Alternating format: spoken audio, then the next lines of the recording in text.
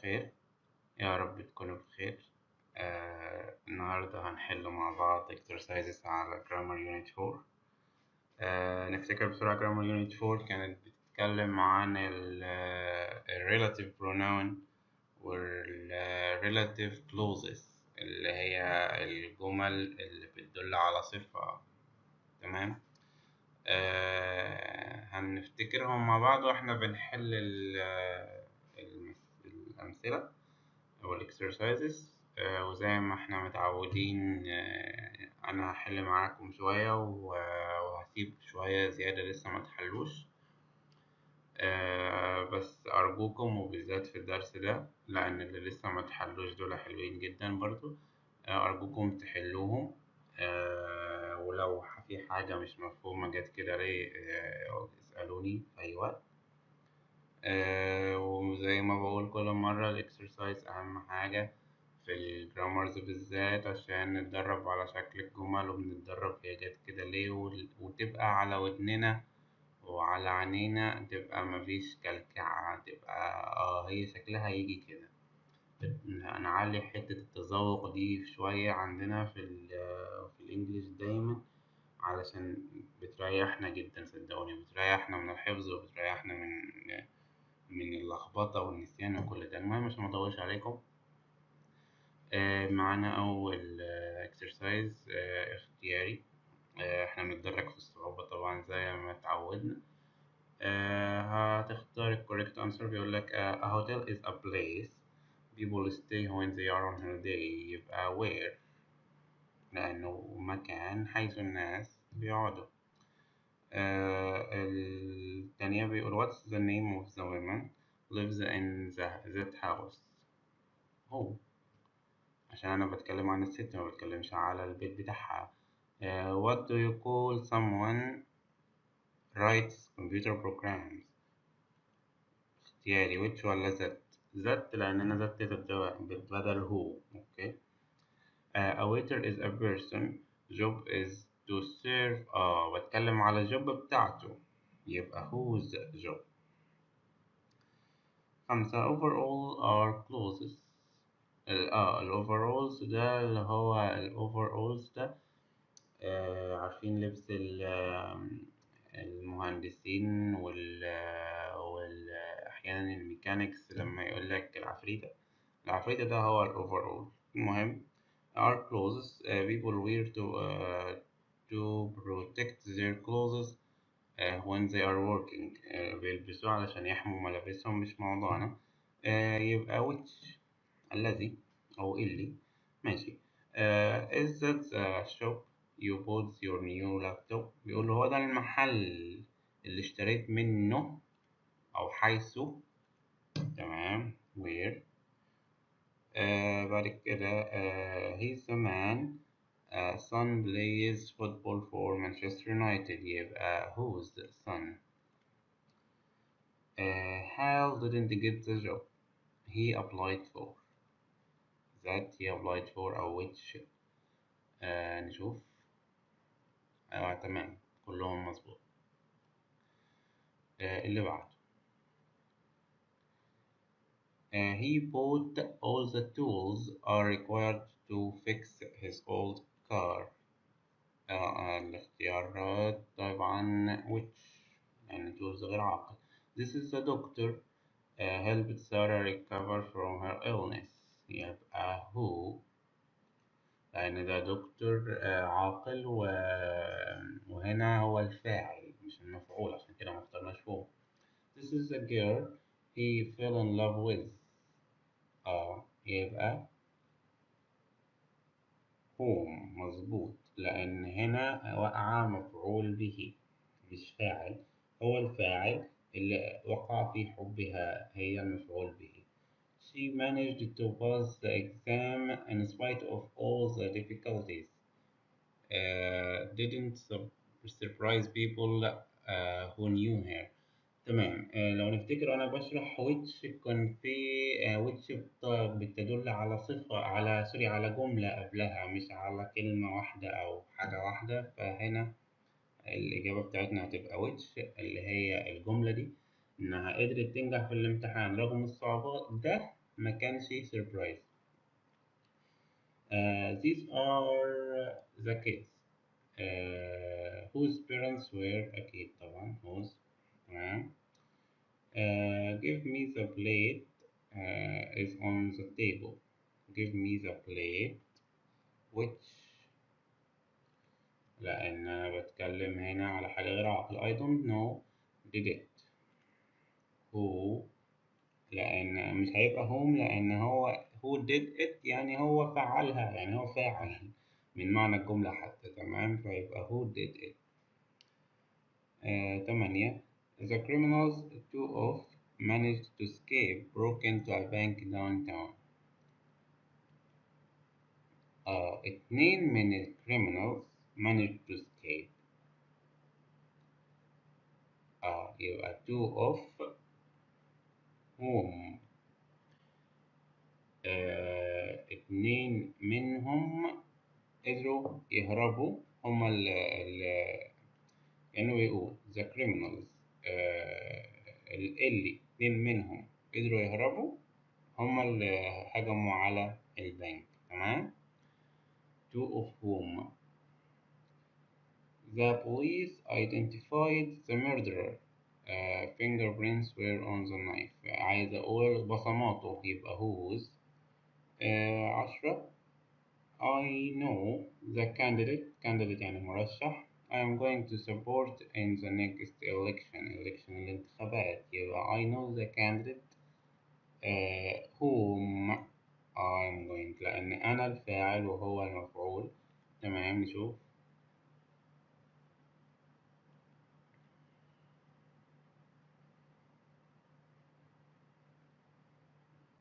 النت عندي مش أحسن حاجة علشان أنا اوكي كله تمام مظبوط. بعد كده نقرا السؤال مع بعض. add the phrase in the brackets to the sentence using that or who. بس يعني كل الاختيارات دي الجمل دي كلها لا إما ذات لا إما هو. هو للعاقل وذات غير عاقل بدل which وخلاص. هو تست سهل أو exercise سهل بس عشان نتدرب. يلا. she worked for a man. The man used to be an athlete. يبقى she worked for a man who used to be an athlete. تمام. They called a lawyer. The lawyer lived nearby. يبقى they called a lawyer who lived nearby. I sent an email to my brother. My brother lives in Australia. يبقى I sent an email to my brother who lives in Australia. تمام. The customer liked the waitress. The waitress was very friendly. يبقى the customer liked the waitress who was very friendly. Sorry. We broke the computer. The computer belonged to my father. يبقى we broke the computer which أو that اللي هنا السؤال عايز that يبقى that belonged to. تمام. I dropped a glass. The glass was new. يبقى I dropped a glass that was new. ما هو هتموت. She loves books. The books have have happy endings. يبقى she loves books that have. They live in a city. The city is in the north of England. يبقى they live in the city which أو that طبعا which is in the north of England. That is in the north. The man is in the garden. The man is wearing a blue jumper. يبقى the man who is wearing a blue jumper is in the garden أو the man who is in the garden is wearing a blue jumper أو the man in the garden sorry بس هما الاتنين اللي قلتهم. تمام. The man who is wearing a blue jumper is in the garden. الجملة اللي أنا قلتها في الأول. طيب. The girl works in a bank. The girl is from India. يبقى the girl who works in a bank is from India. أو the girl who's from India works in a bank. Okay. 1. My sister has 3 children. My sister lives in Australia. هو الراجل اللي كاتب ده عيلته كلها في أستراليا. طيب. My sister who has three children live in Australia. أو العكس. My sister who lives in Australia has three children.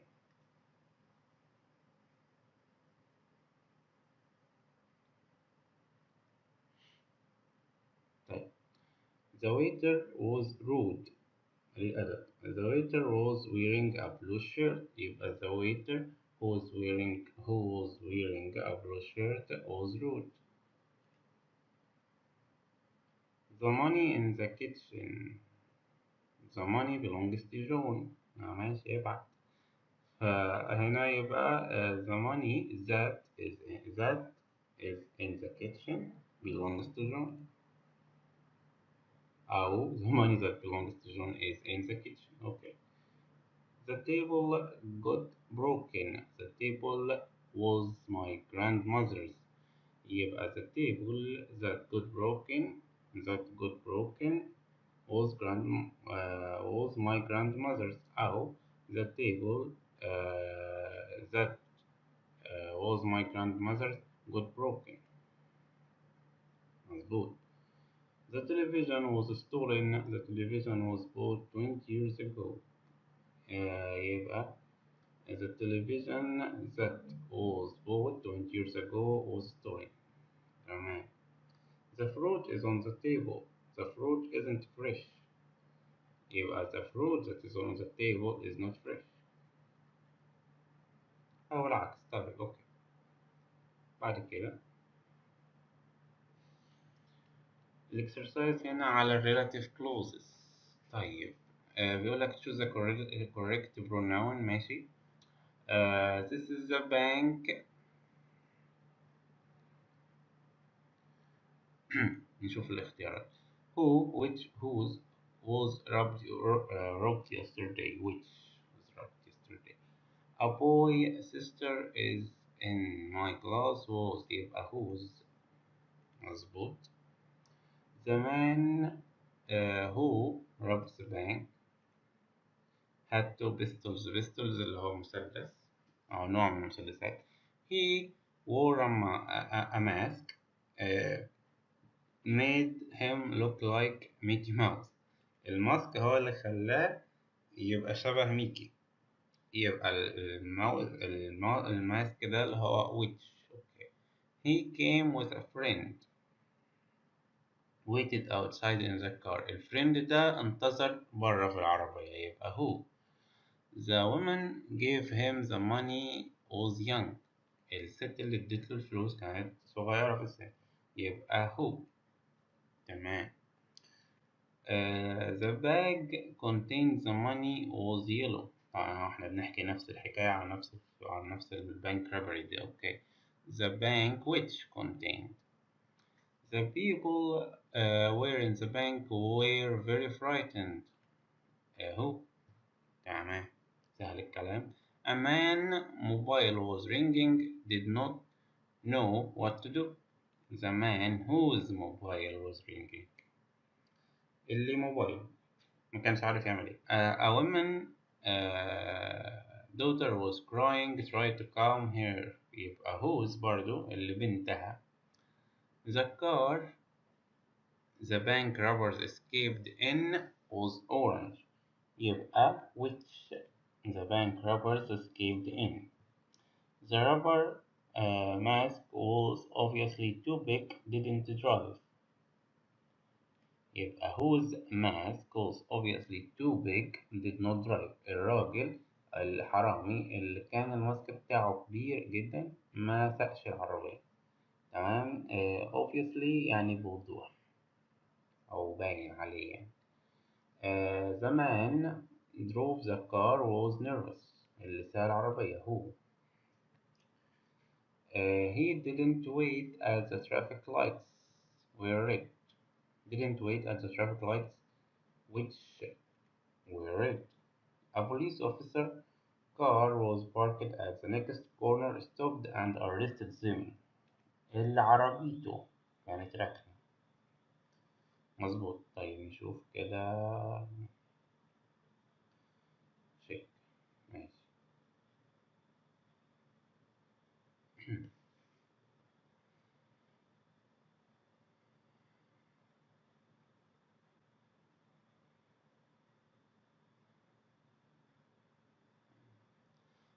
اوكي.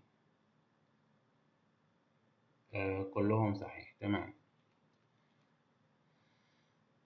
بعد كده this is the town I spent my childhood. Where I spent my childhood. This is the town in not I spent in which. يبقى هنا زي ما قلنا في الشرح where ممكن تبقى بتساوي in which. طيب this is the house I was born in. يبقى which أو that. مظبوط، عشان في هنا ال N دي. لو قلت where يبقى مش هحط ال N. تمام. Here is an article might interest you.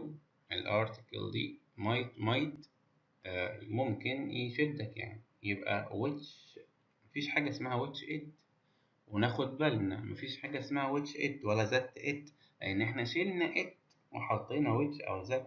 احنا it دي المشتركة واحنا ربطنا بضمير الوصل عشان ما نحطهاش. اوكي، ناخد بالنا عشان في ناس بتغلط فيها. اوكي، 5. I gave her a bag. She put in her bag at once. اوكي، سيبك من معنى الجملة. I gave her a bag which she put in her bag at once. This is Alice. You met last year. دي أليس اللي انت قابلتها. يبقى أيوه بالظبط whom، لأنها مفعول به، انت اللي قابلتها. I was impressed by the way she did it. the way اللي هي الطريقة اللي هي فعلت الموضوع ده بيه. يبقى in which. ناخد بالنا ده مش مكان عشان أقول لك where، لأ. in which بمعنى in which، تمام، هي مظبوطة، بس بمعنى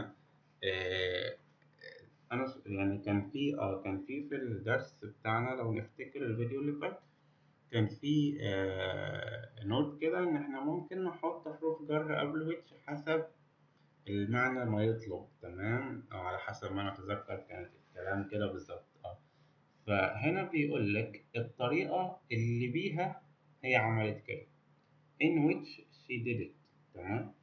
أوكي، يمكن تيجي تاني تدريبات عليها بدل ما أنا أحكي. They got divorced a few months later. مين اللي بيوصف الجملة كلها اللي فاتت؟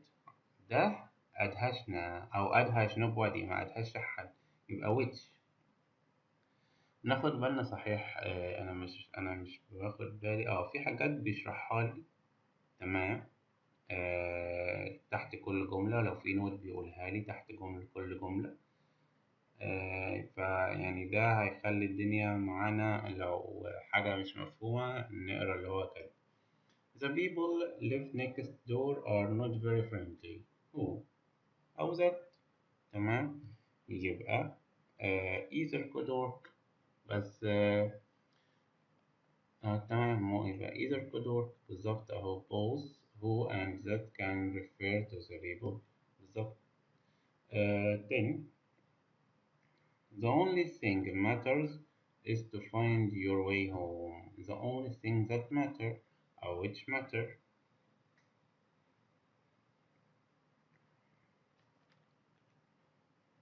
لأ، هي that. تمام. The relative pronoun that is preferred after words like few, little, only and much.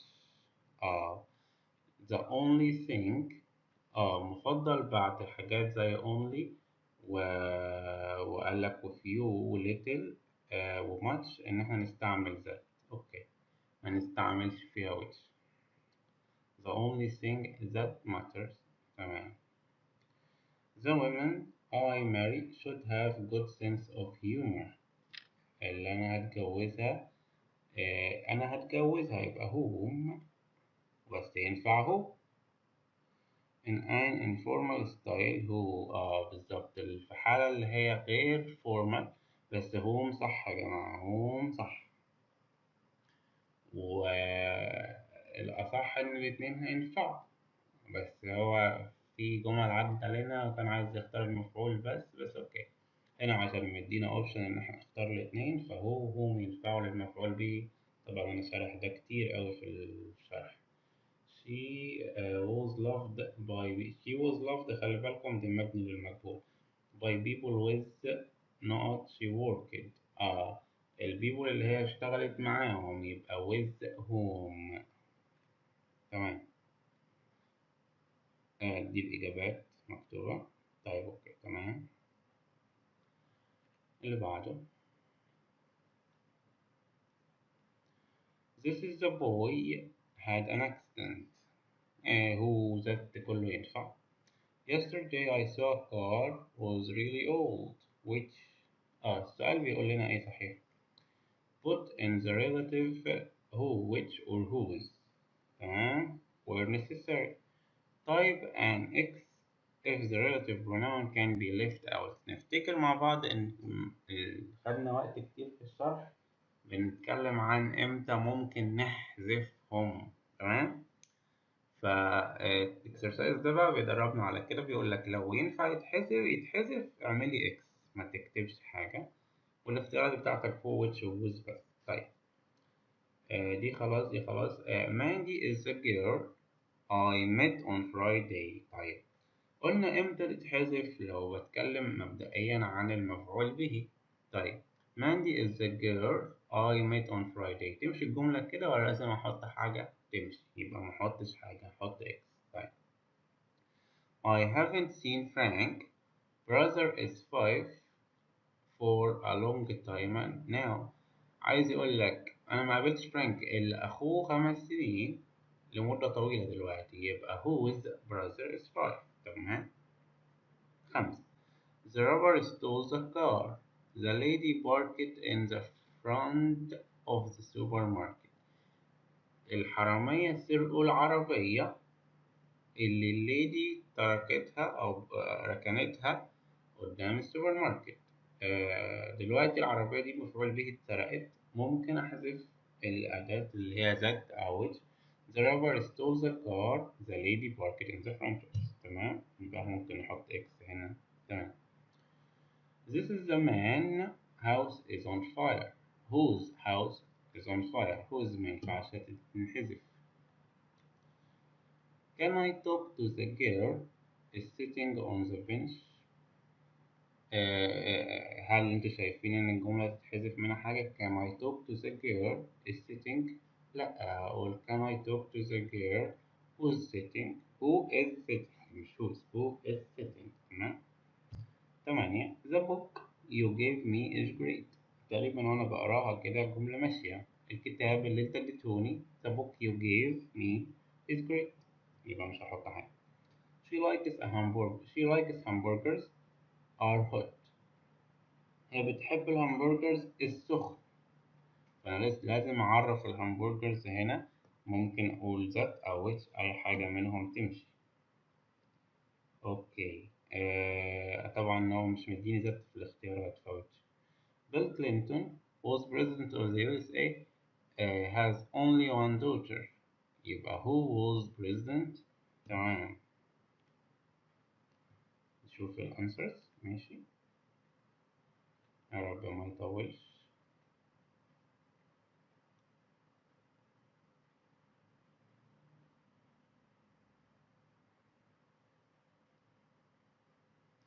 who which مفيش whose. تمام، تقريبا كلهم زي ما قلناهم. اوكي.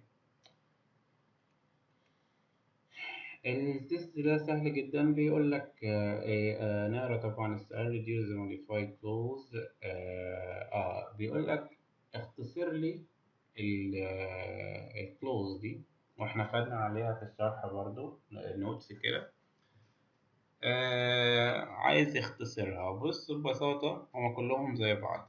ناخد مثال أو اتنين. A healthy diet that includes fruit and fiber will decrease one's risk of cancer. يعني بيقول لك إن الدايت السليم الهيلثي الصحي اللي بيحتوي على fruits وفايبرز ألياف وفواكه بيقلل الريسك بتاع إن إحنا نصاب بكانسر. أوكي، يبقى بدل that includes fruit and fibers إحنا هنختصرها بقت a healthy diet. نختار including included includes. إيه رأيكم؟ A healthy diet including. تمام، يبقى احنا شلنا that includes وحطينا including، يعني بيحتوي. وزي ما قلت لكم وانا بشرح انها تحسها بتحصل مستمرة including. طيب مثال تاني. A family that takes vitamins has fewer visits to the doctors. اللي بتاخد، الناس اللي بياخدوا فيتامينات بيروحوا للدكتور قليل، يبقى family taking vitamins نفس الفكرة بالظبط. طيب عندنا أي حاجة ماشي ممكن نشوف دول. joggers اللي هم اللي بيجروا who will run in the marathon should get to the stadium early to warm up. لازم يجوا الاستاد بدري عشان يسخنوا. يبقى joggers who running ولا running ولا ran ولا who will run زي ما هي، احنا عايزين نختصرها. running in the marathon ماشي إن هو will ورن دي وحاطين running. اوكي، كلهم تقريبا هنعمل فيهم نفس الفكرة، ان احنا هنحط الفيرب زائد ing مستمر، وعشان نشيل الهو مع الفيرب. تمام، يعني زي دي today the number of people who die from AIDS يبقى the number of people dying from AIDS. تمام، مش هطول فيه أكتر من كده. ده برضو كويس. بيقول لك add a phrase in brackets and sentences using relative clause if possible. you should drop. يبقى استعمل اربطهم بريلاتيف pronoun، بس لو ممكن انك تلغيه او ما تقولوش يبقى الغيه. تمام. I broke the plate. The plate was a wedding present. I broke the plate. That was a wedding present. مظبوط ولا مش مظبوط؟ مظبوط. طيب. The police arrested the man. I saw the man steal a handbag. Uh, the police arrested the man. I saw steal a handbag. مظبوط. البوليس مسك الراجل اللي أنا شفته، مفعول به أهو، ممكن أحذف هو خالص. بالظبط. The police arrested the man I saw. مظبوط. The queen fired the chef. We had met the chef. يبقى the queen fired the chef. We had met. عادي، مش محتاجين نحط ذا ولا مش ذا، ولا سوري هو ولا مش هو. She wrote to her friend. Her friend lives in Vietnam. يبقى she wrote to her friend who أو that live in Vietnam. تمام. Jill ate the sandwich. ده اسم حد. The sandwich had tomato and cheese inside. يبقى Jill ate the sandwich that had tomato and cheese. His friend lives in Scotland. His friend is a lawyer. يبقى رقم 6 هنقول his friend who lives in Scotland is a lawyer. أو that طبعا، أو العكس هو that is a lawyer lives in Scotland. ماشي أوكي، هما الاتنين صفات لي يعني. We called the secretary. I went to school with the secretary. بشيل secretary اللي متكررة دي وبحطها من غير أي ربط. We called the secretary. I went to school with. احنا اتكلمنا السكرتيرة أو السكرتير اللي أنا رحت المدرسة معاه زمان وهو صغير. مش محتاجين أداة ربط. The CD is in my bag. The CD has Spanish music. طيب the CD is in my bag. the CD has Spanish music is in my bag. تمام، مش محتاج أحط له ذات ولا غير ذات. سوري، في لخبطة. اللخبطة دي عندي. the CD that has Spanish music is in my bag. محتاج أحط له ذات هنا علشان هو سوري، هو السي دي هو الفاعل طبعا في الحالة دي، أنا ما ينفعش ألغيه، أنا آسف. The book is very interesting. The book is about Japanese culture. يبقى أنا ممكن أقول هنا the book which أو that about Japanese culture is very interesting. that تمام. The bag was stolen. I bought the bag yesterday. The bag I bought yesterday was stolen. مش محتاج إن أنا أحط لها حاجة. He likes films. The films come from Asia. Sorry. يبقى he likes film that came from أو that come from Asia. that أهو. My nephew broke the plate. I received the plate as a present. تقريبا دي نفس أول جملة. My nephew broke the plate. I received. مش محتاجين حاجة وسطيهم. The chocolate was very old. We bought the chocolate last week. The chocolate we bought last week was very old. مش محتاج أحط لها حاجة. We bought was مش محتاج بينهم حاجة. The TV program was very funny. Lucy recommended the TV program. يبقى أول the TV program Lucy recommended was very funny. مش محتاج أحط حاجة برضه. The girl is on TV tonight. I met the girl yesterday. يبقى the girl I met yesterday is on TV tonight. مظبوط. طيب they found the money. I dropped the money. They found the money. I dropped. وأشيل كلمة the money التانية وخلاص. مش محتاج برضه أحط حاجة. تمام.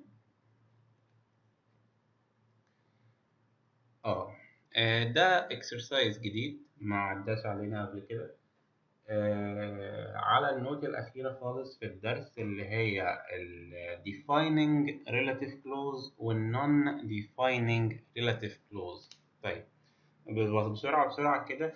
defining معناها معرف أو بيعرفني على الحاجة. أوكي، أو بيميزها لي يعني. طيب حلو. non defining يعني زي قلته، يعني قلته أو ما قلتوش أنا عارف المعلومة دي، والأمثلة هنا هتوضحها لنا جدا جدا جدا. فهو بيقول لك هنا اختار هل الجمل اللي جاية دي اللي فيها defining ولا non defining، هل هو بيعرفني معلومة جديدة ولا زي قلته؟ قال لك اللي بيعرفني معلومة جديدة ده ما بكتبوش بين كوماز. اللي مش بيعرفني اللي هو non defining ده بكتبه بين كوماز. عارفين في العربي الجملة الاستنكارية، أنا مش عايز أدخلكم في تفاصيل، بس هتلاقي جملة كده مكتوبة بين شرطتين كده. الجملة دي لو شلتها ورميتها مش هيحصل أي حاجة. فاهمين؟ الجملة كده بتتحط في بحشو في النص بين شرطتين. هنا بيبقى بين كوماهين، الكوما وكوما. دي الجملة اللي هي معناها ملوش لازمة. طيب هنفهم مع بعض بسرعة. بص كده نقرأ.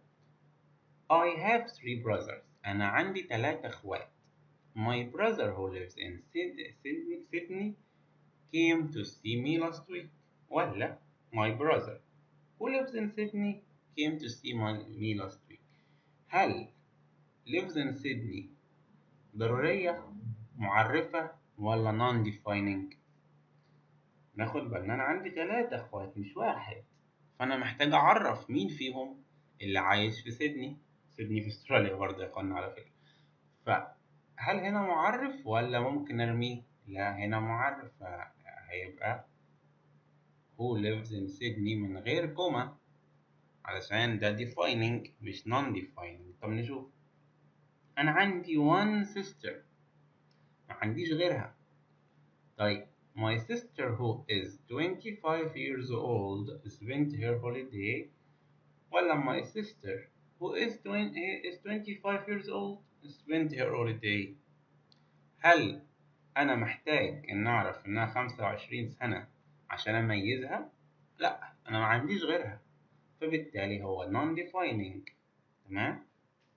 ممكن أرميه، ممكن أستغنى عنه ببساطة.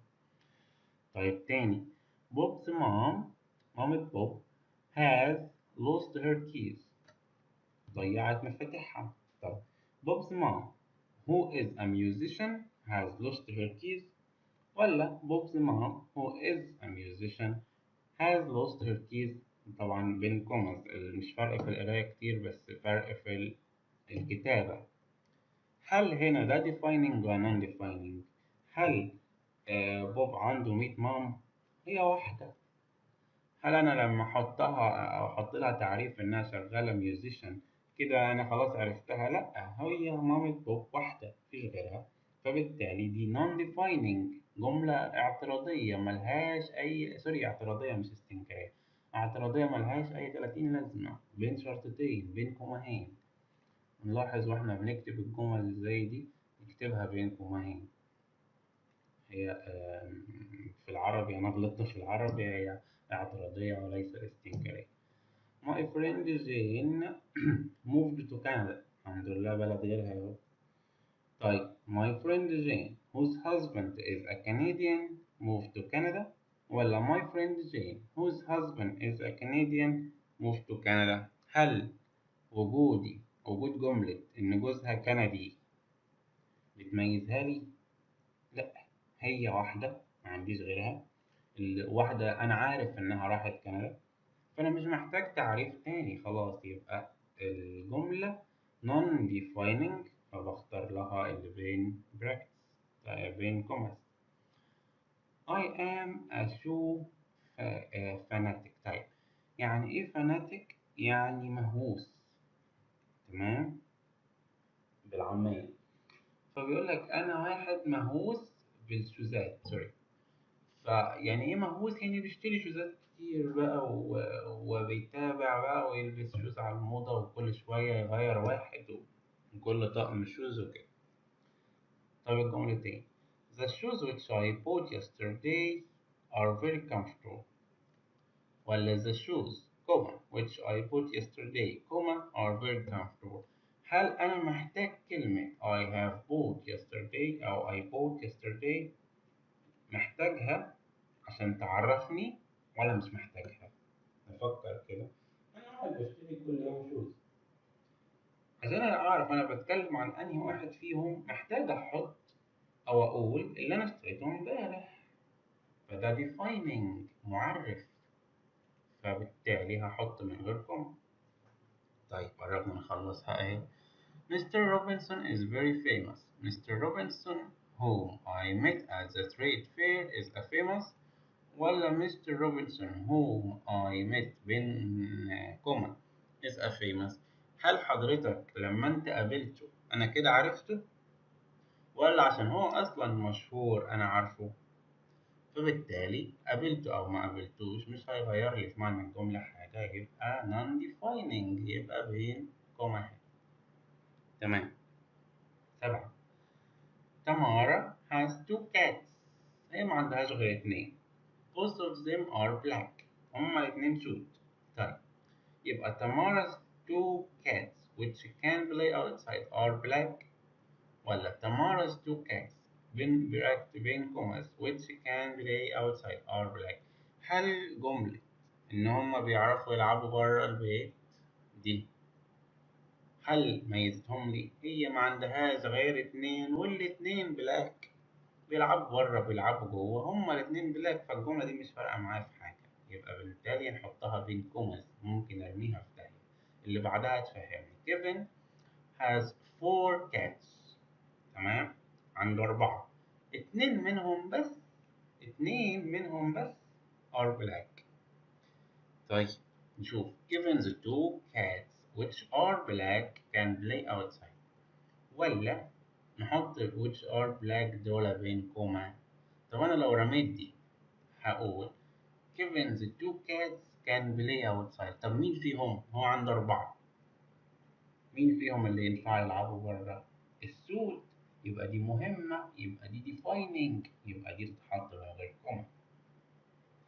أنا مكتر في الحاجات اللي هي في الجمل دي لأن الحتة دي يعني مهمة وإحنا ما حكيناش عنها كتير، ف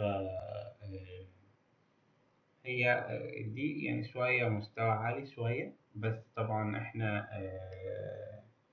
بنذاكر علشان القاعدة تبقى مهضومة كلها بصعوبها بسهلها، ومفيش حاجة تبقى صعبة إن شاء الله.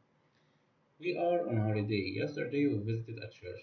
The church which we visited yesterday is very old. The church which we visited yesterday is very old. طيب دلوقتي أنا بتكلم إن إحنا زرنا امبارح كنيسة. طيب هل لازم أقول which we visited yesterday؟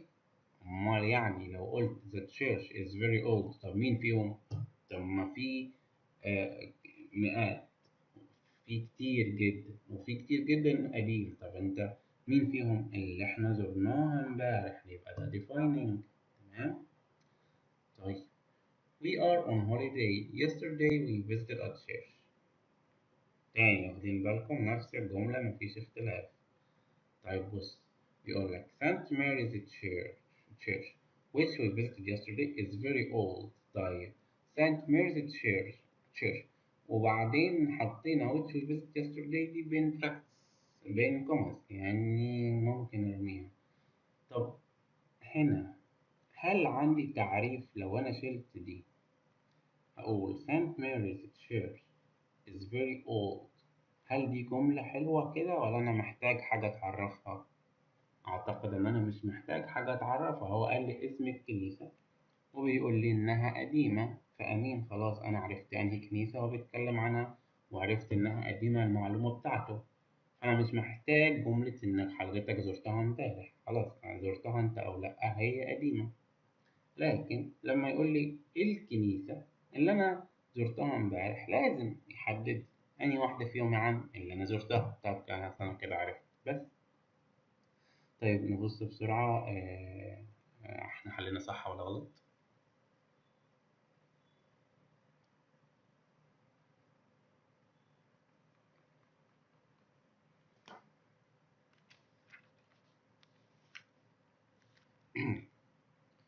تمام مظبوطين كلهم مظبوطين. عايز بس واحنا يا ريت نسمع الفيديو نسمع الحتة بتاعتهم ونفهمها كويس، هي واللي في الشرح يعني، علشان الجزئية دي تبقى خلاص كده اتهضمت ومش محتاجينها تاني.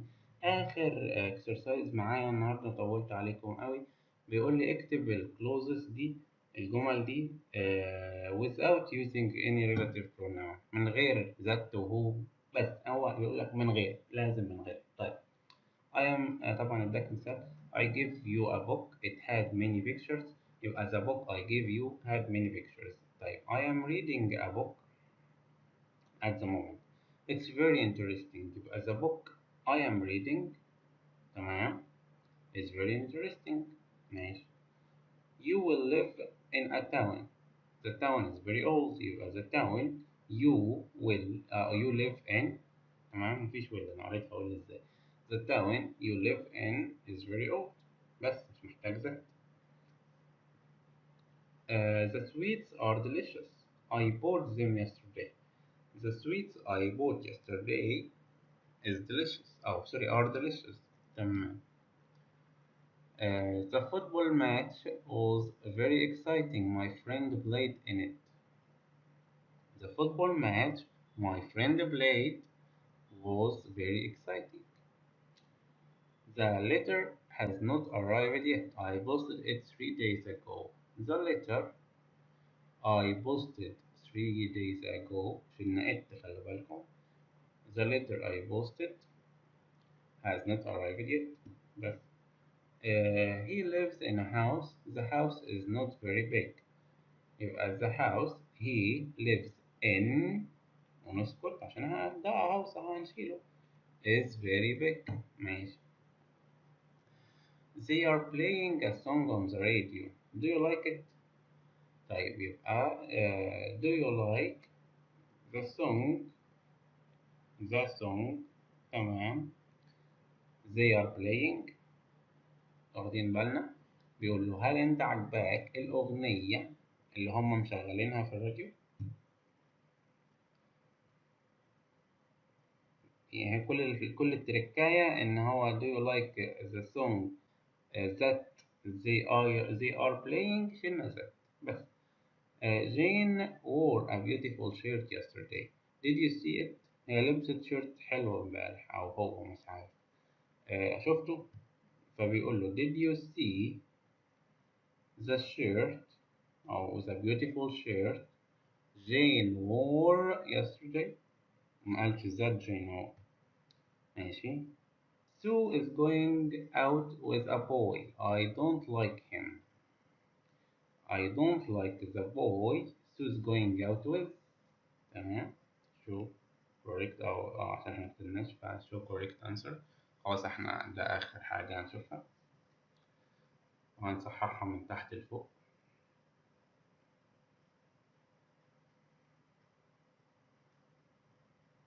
يلا.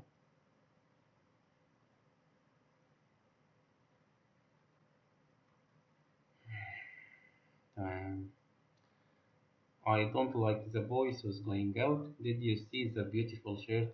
خدنا بالنا من حاجة كده، هي نوت، هي language نوت مش في القواعد بتاعتنا، بس هو والسؤال بيقول لبست تي شيرت جميل وأنا بسأل قلت ذا beautiful shirt عشان أنا بتكلم على واحد بعينه. في السؤال بيقول شفت التي شيرت اللي هي لبسته أو الشيرت اللي هي لبسته الجميل ده، لكن في الجملة بتقول هي لبست شيرت جميل.